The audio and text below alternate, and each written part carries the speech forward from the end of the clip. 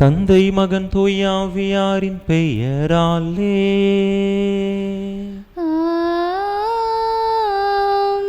நம் ஆண்டவராகிய இயேசு கிறிஸ்துவின் அருளும் கடவுளின் அன்பும் தூய ஆவியாரின் நட்புறவும் உங்கள் அனைவரோடும் இருப்பதாக.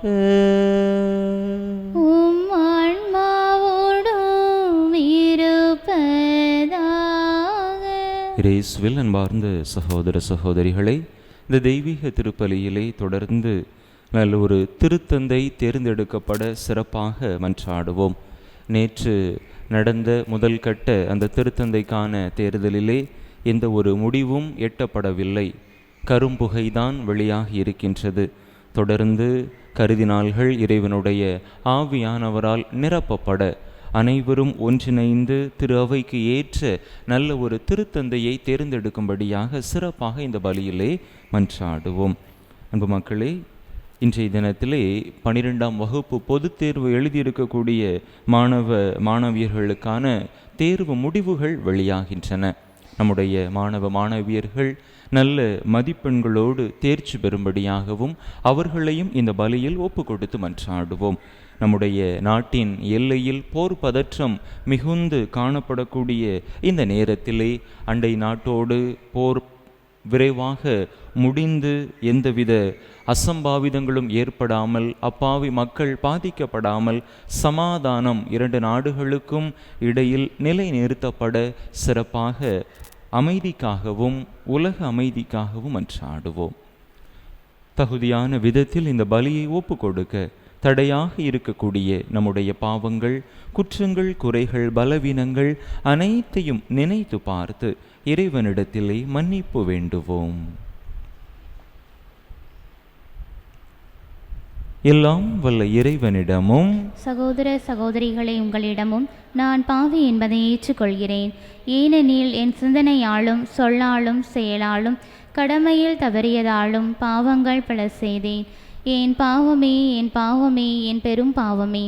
ஆகையால் இப்பொழுதும் கன்னியான புனித மரியாளையும் வானதூதர் புனிதர் அனைவரையும் சகோதர சகோதரிகளை உங்களையும் நம் இறைவனாகிய ஆண்டவரிடம் எனக்காக வேண்டிக் கொள்ள மன்றாடுகிறேன். எல்லாம் வல்ல இறைவன் நம் மீது இரக்கம் வைத்து நம் பாவங்களை எல்லாம் மன்னித்து நம்மை நிலை வாழ்வுக்கு அழைத்துச் செல்வாராக.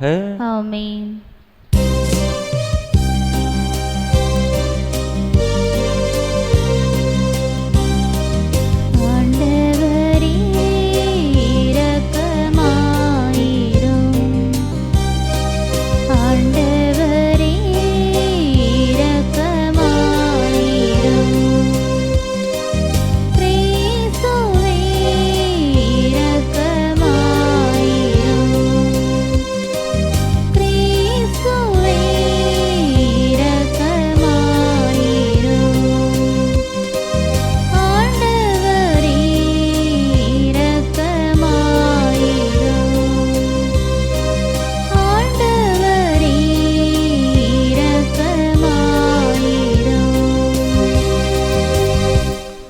மன்றாடுவோமாக.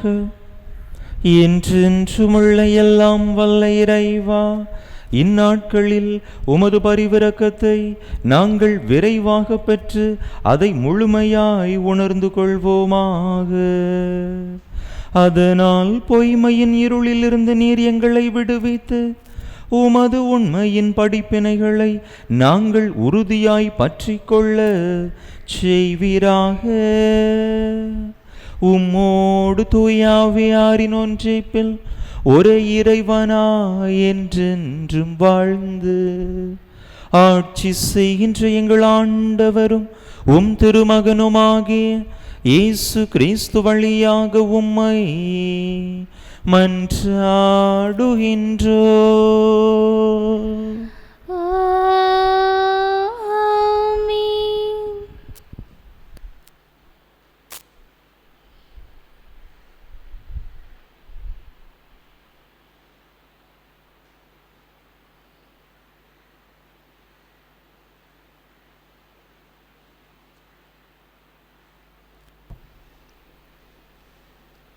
நீர் முழு உள்ளத்தோடு நம்பினால் தடையில்லை. திருத்தூதர் பணிகள் நூலிலிருந்து வாசகம். அதிகாரம் 8 இறை வசனங்கள் 26 முதல் 40 முடிய.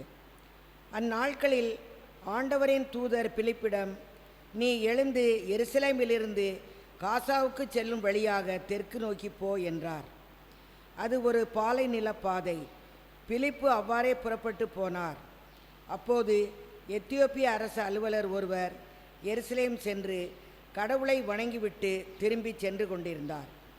அவர் ஓர் அலி, எத்தியோப்பிய அரசியான கந்தகையின் நிதியமைச்சர். அவர் தமது தேரில் அமர்ந்து எசையாவின் இறைவாக்கு நூலை படித்து கொண்டிருந்தார். தூய ஆவியார் பிலிப்பிடம், நீ அந்த தேரை நெருங்கி சென்று அதனோடு கூடவே போ என்றார். பிலிப்பு ஓடிச் சென்று அவர் எசையாவின் இறைவாக்கு நூலை வாசிப்பதை கேட்டு, நீர் வாசிப்பதின் பொருள் உமக்கு தெரிகின்றதா என்று கேட்டார். அதற்கு அவர், யாராவது விளக்கி காட்டாவிட்டால் எவ்வாறு என்னால் தெரிந்து கொள்ள முடியும் என்று கூறி தேரில் ஏறி தன்னோடு அமருமாறு பிலிப்பை அழைத்தார். அவர் வாசித்து கொண்டிருந்த மறைநூல் பகுதி பின்வருமாறு: அடிப்பதற்கு இழுத்துச் செல்லப்பட்ட ஆட்டுக்குட்டி போலும் ரோமம் கத்தரிப்போன் முன்னிலையில் கத்தாத செம்மறி போலும் அவர் தம் வாயை திறவாதிருந்தார். தாழ்வுற்ற நிலையில் அவருக்கு நீதி வழங்கப்படவில்லை. அவருடைய தலைமுறையை பற்றி எடுத்துரைப்பவன் யார்? ஏனெனில் அவருடைய உயிர்தான் எடுக்கப்பட்டு விட்டதே. அவர் பிலிப்பிடம், இறைவாக்கினர் யாரை குறித்து இதை கூறுகிறார்? தம்மை குறித்தா அல்லது மற்றொருவரை குறித்தா? தயவு செய்து கூறுவீரா என்று கேட்டார். அப்போது பிலிப்பு இந்த மறைநூல் பகுதியிலிருந்து தொடங்கி இயேசுவை பற்றிய நற்செய்தியை அவருக்கு அறிவித்தார். அவர்கள் போய்க் கொண்டிருந்த போது வழியில் தண்ணீர் இருந்த ஓர் இடத்துக்கு வந்தார்கள். அப்போது அவர், இதோ தண்ணீர் உள்ளதே, நான் திருமுழுக்கு பெற ஏதாவது தடை உண்டா என்று கேட்டார். அதற்கு பிலிப்பு, நீர் முழு உள்ளத்தோடு நம்பினால் தடையில்லை என்றார். உடனே அவர், இயேசு கிறிஸ்து இறைமகன் என்று நம்புகிறேன் என்றார். உடனே அமைச்சர் தேரை நிறுத்த கூறினார். பிலிப்பு, அமைச்சர் ஆகிய இருவரும் தண்ணீருக்குள் இறங்கினர். பிலிப்பு அவருக்கு திருமுழுக்கு கொடுத்தார். அவர்கள் தண்ணீரிலிருந்து வெளியேறிய உடனேயே ஆண்டவரின் ஆவியார் பிலிப்புவை எடுத்து சென்று விட்டார். அமைச்சர் அதன்பின் அவரை காணவில்லை. அவர் மகிழ்ச்சியோடு தம் வழியே சென்றார். பின்பு பிலிப்பு ஆசோத்து என்னும் இடத்தில் காணப்பட்டார். செசாரியா போய் சேரும் வரை அவர் சென்ற நகரங்களிலெல்லாம் நற்செய்தியை அறிவித்தார். ஆண்டவர் வழங்கும் அருள்வாக்கு. இறைவனுக்கு நன்றி. பதிலுரை பாடல் பல்லவி.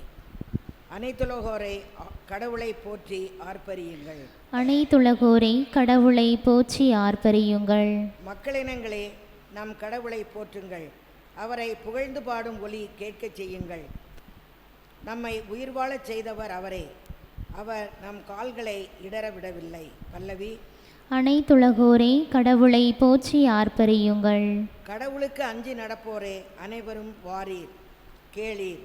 அவர் எனக்கு செய்ததனை எடுத்துரைப்பேன். அவரிடம் மன்றாட என் வாய் திறந்தது. அவரை ஏத்தி புகழ என் நா எழுந்தது. பல்லவி. அனைத்துலகோரை கடவுளை போற்றி ஆர்ப்பரியுங்கள். என் மன்றாட்டை புறக்கணியாத கடவுள் போற்றி. தம் பேரன்பை என்னிடமிருந்து நீக்காத இறைவன் போற்றி. பல்லவி. அனைத்துலகோரை கடவுளை போற்றி ஆர்ப்பரியுங்கள்.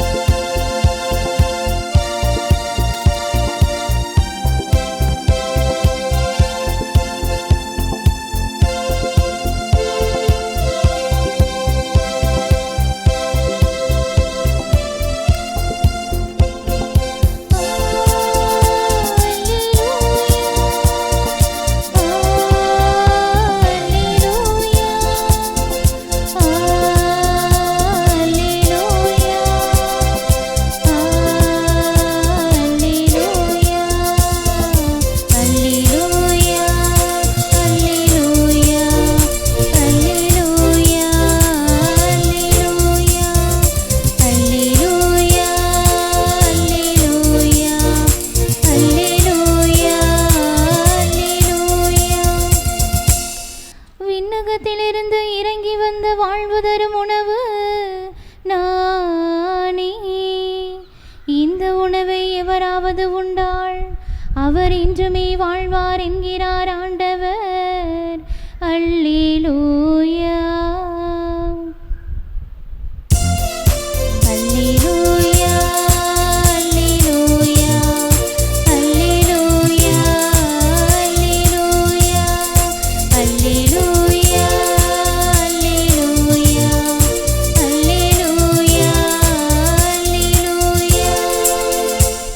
ஆண்டவர் உங்களோடு இருப்பாராக. உம் ஆன்மாவோடும் இருப்பாராக. யோவான் எழுதிய தூய நற்செய்தியிலிருந்து வாசகம். ஆண்டவரே, மாட்சி உமக்கே.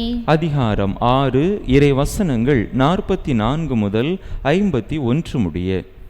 அக்காலத்தில் இயேசு யூதர்களை பார்த்து கூறியது, என்னை அனுப்பிய தந்தை ஈர்த்தாலொழிய எவரும் என்னிடம் வர இயலாது. என்னிடம் வருபவரை நானும் இறுதி நாளில் உயிர் தெழச் செய்வேன். கடவுள்தாமே அனைவருக்கும் கற்றுத்தருவார் என இறைவாக்கு நூல்களில் எழுதியுள்ளது. தந்தைக்கு செவிசாய்த்து அவரிடமிருந்து கற்றுக்கொண்ட அனைவரும் என்னிடம் வருவர். கடவுள்தாமே கற்றுத்தருவார் என்பதிலிருந்து தந்தையை எவராவது கண்டுள்ளார் என்று பொருள் கொள்ளக்கூடாது. கடவுளிடமிருந்து வந்துள்ளவர் மட்டுமே கடவுளை கண்டுள்ளார். உறுதியாக உங்களுக்கு சொல்கிறேன், என்னை நம்புவோர் நிலை வாழ்வை கொண்டுள்ளனர். வாழ்வு தரும் உணவு நானே. உங்கள் முன்னோர் பாலை நிலத்தில் மன்னாவை உண்ட போதிலும் இறந்தனர். உண்பவரை இரவாமல் இருக்கச் செய்யும் உணவு விண்ணகத்திலிருந்து இறங்கி வந்த இந்த உணவே. விண்ணகத்திலிருந்து இறங்கி வந்த வாழ்வு தரும் உணவு நானே. இந்த உணவை எவராவது உண்டால் அவர் என்றுமே வாழ்வார். எனது சதையை உணவாக கொடுக்கிறேன், அதை உலகு வாழ்வதற்காகவே கொடுக்கிறேன். ஆண்டவரின் அருள் வாக்கு. கிறிஸ்துவே, உமக்கு புகழ்.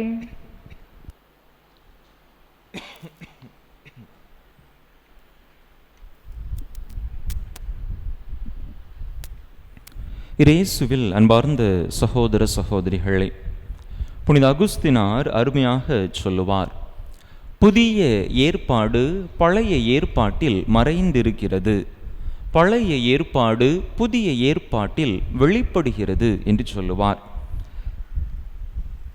நாம் நம்முடைய திருவிவிலியத்தை வாசிக்கின்ற பொழுது இந்த கூற்று எந்த அளவிற்கு உண்மை என்பது நமக்கும் புலப்படுகின்றது. பழைய ஏற்பாட்டில் நடந்த பல நிகழ்வுகள் புதிய ஏற்பாட்டினை நாம் வாசிக்கின்ற பொழுது வெளிப்படுகின்றன. புதிய ஏற்பாட்டில் நடந்த நிகழ்வுகள் ஏற்கனவே பழைய ஏற்பாட்டிலே முன் குறிக்க வைக்கப்பட்டவையாக இருக்கின்றன. அந்த வகையில் பார்க்கின்ற பொழுது இன்றைய இறைவார்த்தை வழிபாடு கூட அதற்கு ஒரு உதாரணமாக இருக்கின்றது. வானிலிருந்து இறங்கி வந்த உயிருள்ள உணவு நானே, என்னை உண்பவர் எப்பொழுதும் வாழ்வான், இறப்பினும் வாழ்வான் என்று ஆண்டவர் சொன்ன அந்த வார்த்தைகளை கேட்டு யூதர்கள் என்ன செய்கிறார்கள்? ஆண்டவருக்கு எதிராக முணுமுணுக்கின்றார்கள். இதற்கு முந்தைய பகுதி யோவான் நற்செய்தி 6வது அதிகாரம் 41வது இறை வசனத்தில் நாம் வாசிக்கின்ற பொழுது தெரியும். எதற்காக அவர்கள் முணுமுணுக்கின்றார்கள்? இயேசு எங்கிருந்து வருகிறார் என்று நமக்கு தெரியும். அவருடைய தந்தை யார் என்று நமக்கு தெரியும், தாய் யார் என்று நமக்கு தெரியும். இந்த மண்ணிலிருந்து அவர் வந்திருக்கிறார், அவருடைய குடும்பங்கள் இந்த மண்ணிலே இருக்கின்றன என்பவை நமக்கு தெரியும். அப்படி இருக்கின்ற பொழுது இவர் எப்படி வாழ்வு தரும் உணவு நானே என்று சொல்ல முடியும் என்று இயேசுவுக்கு எதிராக யூதர்கள் முணுமுணுப்பதை பார்க்கிறோம். அன்பு மக்களே, இதே போன்ற ஒரு நிகழ்வு பழைய ஏற்பாட்டிலும் நடக்கின்றது. விடுதலை பயண நூல் 16வது அதிகாரம் 2வது இறை வசனத்திலே நாம் வாசிக்கின்ற பொழுது தெரியும். மோசேயினுடைய தலைமையிலே, ஆரோனின் தலைமையிலே அங்கே இஸ்ராயேல் மக்கள் எகிப்தில் இருந்து கானான் தேசத்தை நோக்கி சென்று கொண்டிருக்கிறார்கள். பாலை வனத்திலே பயணப்பட்டு கொண்டிருக்கிறார்கள்.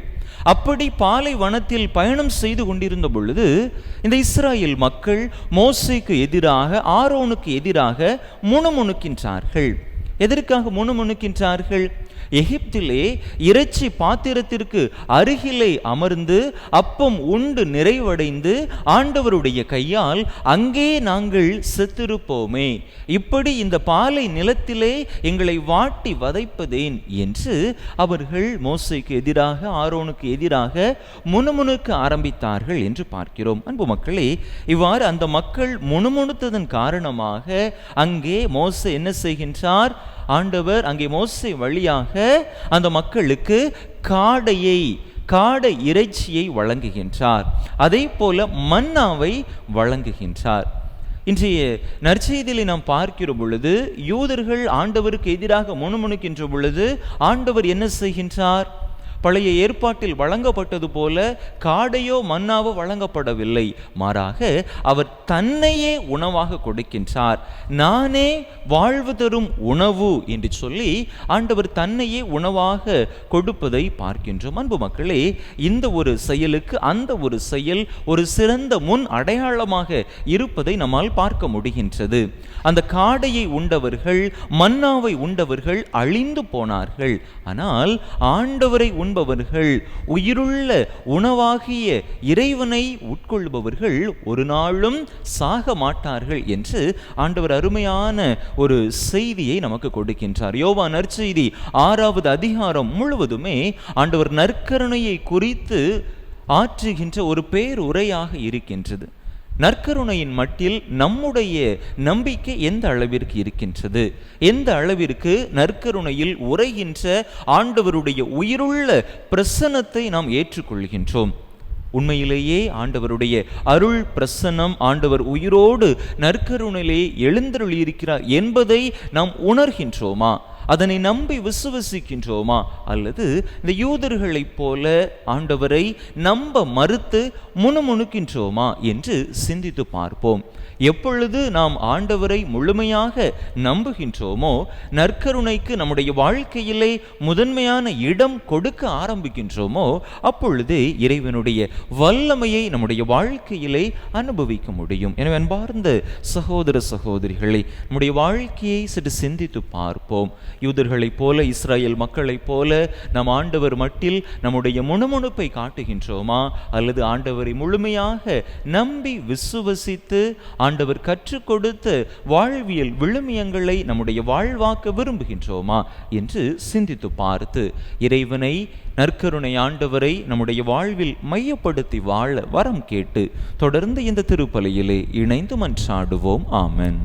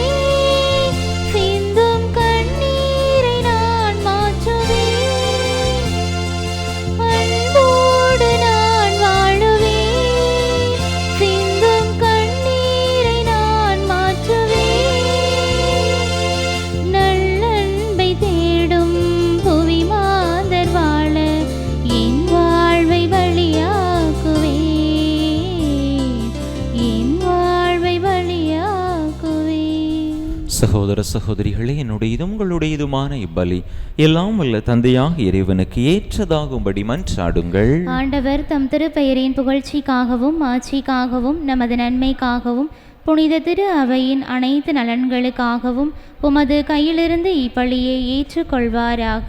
எல்லாம் வல்ல இறைவா, இந்த பலியின் வணக்கத்துக்குரிய பரிமாற்றத்தால் எங்களை உமது உன்னதமான ஒரே இறையியல்பில் பங்கு பெறச் செய்ய உம்மை வேண்டுகின்றோம். அதனால் உமது உண்மையை அறிந்து கொண்ட நாங்கள் அதை தகுதியான செயல்களால் எமதாக்கி கொள்வோமாக. எங்கள் ஆண்டவராகிய கிறிஸ்து வழியாக உம்மை மன்றாடுகின்றோ.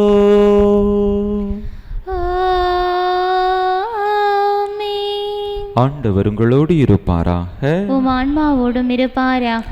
இதயங்களை மேலே எழுப்புங்கள், ஆண்டவரிடம் எழுப்பியுள்ளோம். நம் இறைவனாகிய ஆண்டவருக்கு நன்றி கூறுவோம். அது தகுதியும் நீதியுமானதே. ஆண்டவரே, எக்காலத்திலும் உம்மை புகழ்ந்துரைப்பதும் எல்லாவற்றுக்கும் மேலாக எங்கள் பாஸ்காவாகிய கிறிஸ்து பலியான இச்சிறப்பான காலத்தில் உம்மை இன்னும் மிகுதியாக வாழ்த்தி போற்றுவதும் மெய்யாகவே தகுதியும் நீதியுமாகும். எங்கள் கடமையும் மீட்புக்குரிய செயலுமாகும். கிறிஸ்து வழியாகவே ஒளியின் மக்கள் நிலை வாழ்வில் நுழைகின்றனர். விண்ணரசின் கதவுகள் நம்பிக்கையாளருக்கு திறந்து விடப்படுகின்றன. ஏனெனில் சாவுக்குரிய எங்கள் வாழ்வும் அவரது சாவால் மீட்படைந்து அவரது உயிர்ப்பில்லை அனைவரது வாழ்வும் உயிர்த்தெழலாயிற்று. ஆகவே பாஸ்கா மகிழ்ச்சி பொங்க அனைத்துலகின் மாந்தர் அனைவரும் மக்களிக்கின்றனர். அவ்வாறே ஆற்றல் மிக்கோரும் அதிகாரம் கொண்ட தூதர்களும் உமது மாட்சியை புகழ்ந்து முடிவின்றி பாடுவதாவது: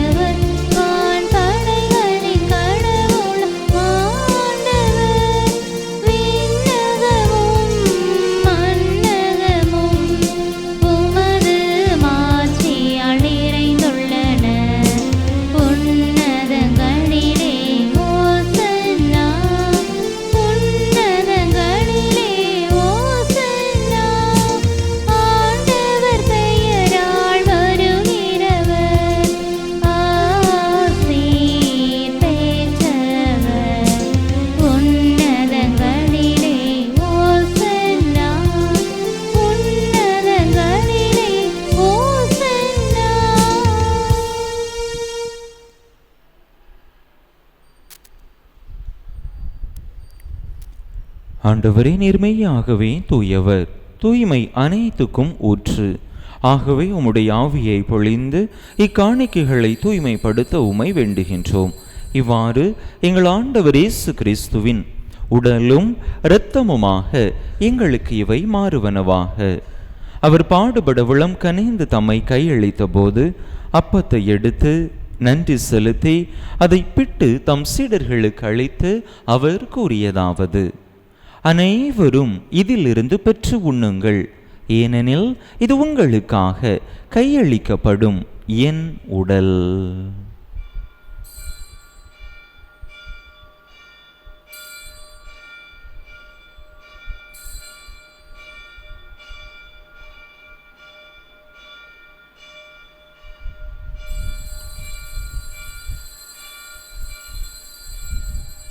அவ்வண்ணமே இரவு விருந்தை அருந்திய பின் கிண்ணத்தையும் எடுத்து மீண்டும் உமக்கு நன்றி கூறி தம் சீடர்களுக்கு அளித்து அவர் கூறியதாவது: அனைவரும் இதிலிருந்து பெற்று பருகுங்கள், ஏனெனில் இது புதிய நிலையான உடன்படிக்கைக்குரிய என் இரத்தத்தின் கிண்ணம்.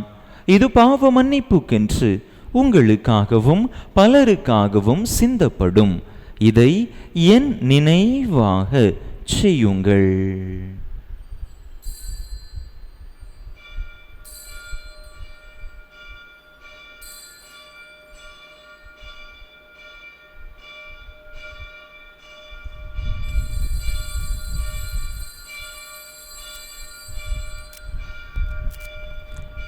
நம்பிக்கையின் மறைபொருள்.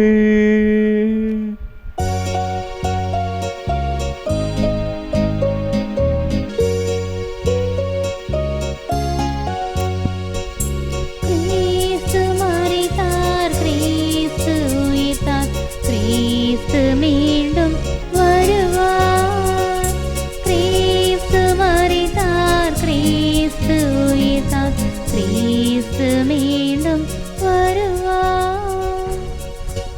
ஆகவே ஆண்டவரே, நாங்கள் கிறிஸ்துவின் இறப்பினையும் உயிர்ப்பினையும் நினைவு கூர்ந்து வாழ்வு தரும் அப்பத்தையும் மீட்பளிக்கும் கிண்ணத்தையும் உமக்கு ஒப்பு கொடுக்கின்றோம்.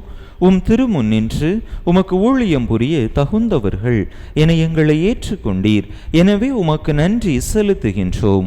மேலும் கிறிஸ்துவின் உடலிலும் இரத்தத்திலும் பங்கு கொள்ளும் எங்களை தூய ஆவியார் ஒன்று சேர்க்க வேண்டுமென உமை தாழ்மையுடன் மன்றாடுகின்றோம்.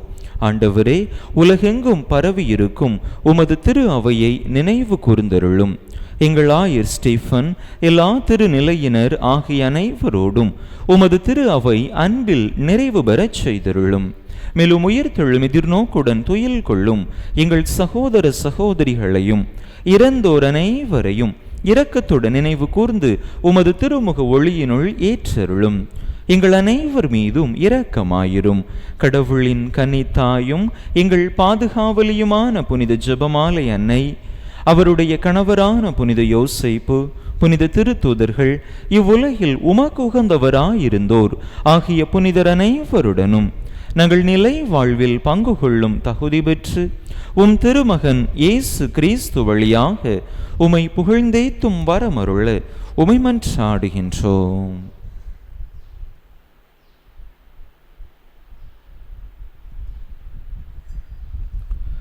இவர் வழியாக இவரோடு இவரில் எல்லாம் வல்ல இறைவனாகிய தந்தையே, தூய ஆவியாரின் ஒன்றிப்பில் எல்லா புகழும் மாட்சியும் என்றென்றும் உமக்கு உரியதே.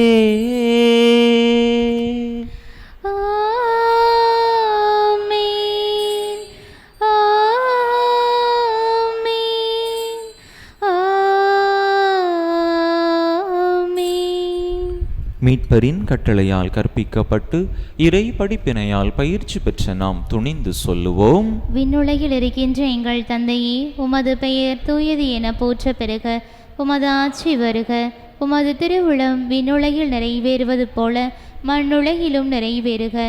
எங்கள் அன்றாட உணவை இன்று எங்களுக்கு தாரும். எங்களுக்கு எதிராக குற்றம் செய்வோரை நாங்கள் மன்னிப்பது போல எங்கள் குற்றங்களை மன்னியும். எங்களை சோதனைக்கு உட்படுத்தாதையும் தீமையிலிருந்து எங்களை விடுவித்தருளும். ஆண்டவரே, தீமை அனைத்திலிருந்தும் எங்களை விடுவித்து எங்கள் வாழ்நாளில் அமைதியை கனிவுடன் அருள உமை மன்றாடுகின்றோம். உமது இரக்கத்தின் உதவியால் நாங்கள் பாவத்திலிருந்து எப்போதும் விடுதலை பெற்று யாதொரு கலக்கமுமின்றி நலமாய் இருப்போமாக. நாங்கள் எதிர்நோக்கி இருக்கும் பேரின்பத்துக்காகவும் மீட்பராகிய இயேசு கிறிஸ்துவின் வருகைக்காகவும் காத்திருக்கின்றோம். ஏனெனில் ஆட்சியும் வல்லமையும் மாட்சியும் என்றென்றும் உமதே. ஆண்டவரே இயேசு கிறிஸ்துவே, அமைதியை உங்களுக்கு விட்டுச் செல்கின்றேன், என் அமைதியையே உங்களுக்கு அளிக்கின்றேன் என்றும் திருத்தூதர்களுக்கு மொழிந்தீரே. எங்கள் பாவங்களை பாராமல் உமது திரு அவையின் நம்பிக்கையை கண்ணோக்கி உமது திருவுளத்துக்கு ஏற்ப அதற்கு அமைதியையும் ஒற்றுமையையும் அளித்தருள்வீராக. என்றென்றும் வாழ்ந்து ஆட்சி செய்கின்றவர் நீரே. ஆண்டவருடைய அமைதி உங்கள் அனைவரோடும் என்றும் இருப்பதாக. உம் ஆன்மாவோடும் இருப்பதாக. ஒருவருக்கொருவர் கிறிஸ்து வழங்கும் அமைதியை பகிர்ந்து கொள்வோம்.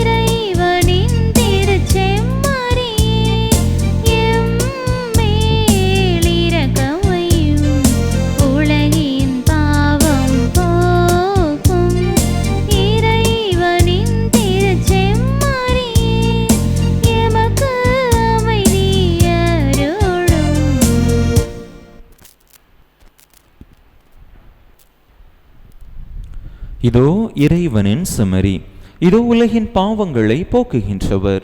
இந்த செம்மறியின் திருவிருந்துக்கு அழைக்க பெற்றுள்ள நாம் பேறு பெற்றோ. ஆண்டவரே, நீர் என்னிடத்தில் எழுந்தருளி வர நான் தகுதியற்றவள். ஆனால் ஒரு வார்த்தை மட்டும் சொல்லியருளும், எனது ஆன்மா நலமடையும்.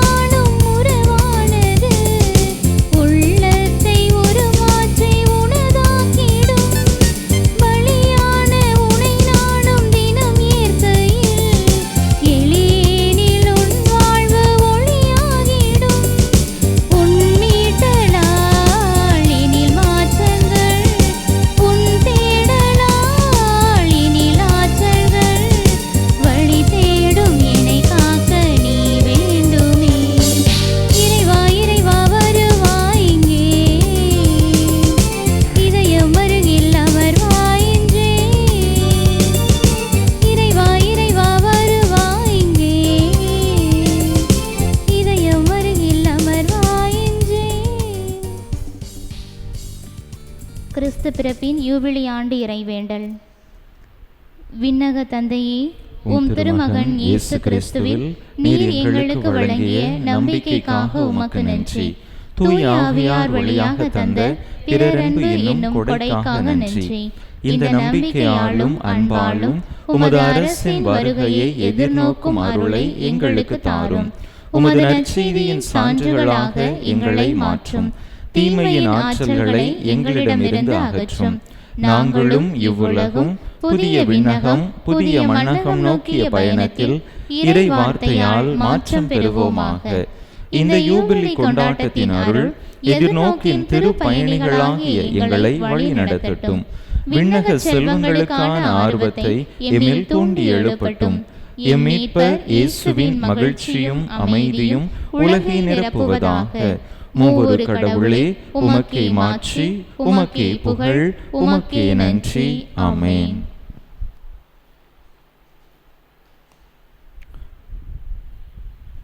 அன்பு மக்களே, நாளை மறுதினம் திங்கட்கிழமை மற்றும் செவ்வாய்க்கிழமை 4 நாட்கள் காலையிலே நம்முடைய ஆலயத்திலே திருப்பலி நடைபெறாது. ஒரு முக்கிய அலுவல் காரணமாக பங்கு தந்தை வெளியே செல்வதால் 4 நாட்களும் திருப்பலி நடைபெறாது. ஞாயிற்றுக்கிழமை வழக்கம் போல 8:30 மணிக்கு திருப்பலி நடைபெறும். வாழ்வோர் இனி தங்களுக்கென வாழாமல் தங்களுக்காக இறந்து உயிர் பெற்றெழுந்தவருக்காக வாழ வேண்டும் என்பதற்காகவே அவர் அனைவருக்காகவும் இறந்தார். அல்லேலூயா.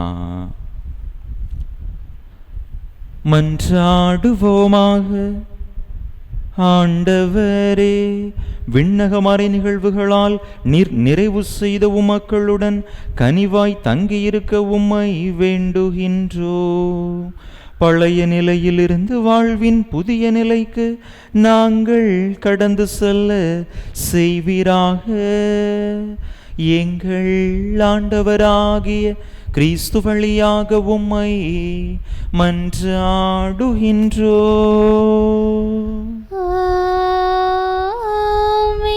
ஆண்டவர் உங்களோடு இருப்பாராக. உம் ஆன்மாவோடும் இருப்பாராக.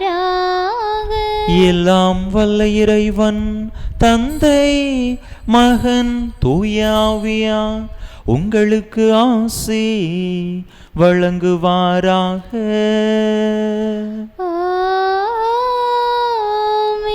இறையாசிரை நிறைவாக பெற்றவர்களாக சென்று வாருங்கள். திருப்பலி நிறைவேறிற்று. இறைவனுக்கு நன்றி.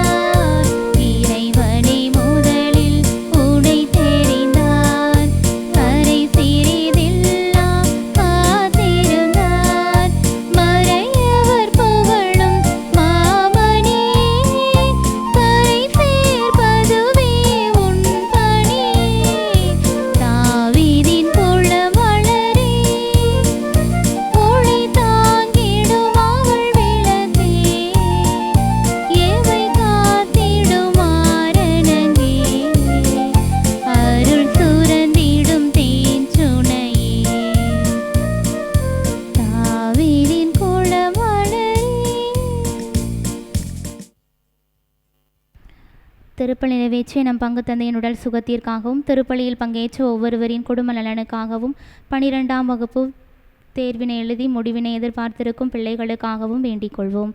விண்ணுலகில் இருக்கின்ற எங்கள் தந்தையே, உமது பெயர் தூயது என போற்ற பெறுக. உமது ஆட்சி வருக. உமது திருவுளம் விண்ணுலகில் நிறைவேறுவது போல மண்ணுலகிலும் நிறைவேறுக.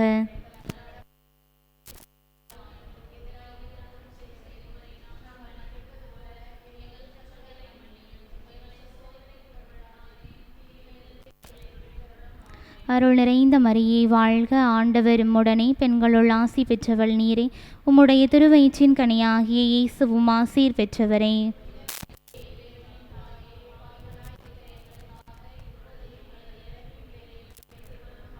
தந்தைக்கும் மகனுக்கும் தூய ஆவியாருக்கும் ஆட்சிமை உண்டாவதாக. புனித ஜெபமாலை அன்னையே, புனித ஜெபமாலை அன்னையே, புனித ஜெபமாலை அன்னையே. நிலையான புகழுக்குரிய தூய இறை நற்கருணைக்கு எல்லா காலமும் ஆராதனையும் புகழும்